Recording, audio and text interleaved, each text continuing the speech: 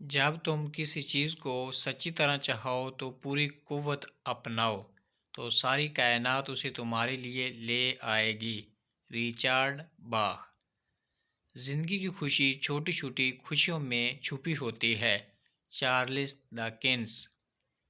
मर्दों के हाथों काम करना बहुत अच्छा है, लेकिन अपने आप को महदूद ना रखो।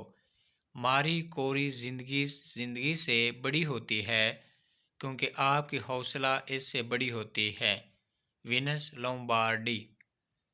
जिंदगी बहुत कमज़ोर है, इससे लड़ने के लिए आपको बहुत कवि होना होगा। Bruce Lee. जो काम आसानी से हो जाए वो काम नहीं होता। मोहम्मद अली जना। अगर मेरी वीडियो अच्छी लगे तो प्लीज़ मेरे चैनल को लाइक और सब्सक्राइब कर दें, ताकि हर आने वाली वीडियो आप तक पहुंचती रहे।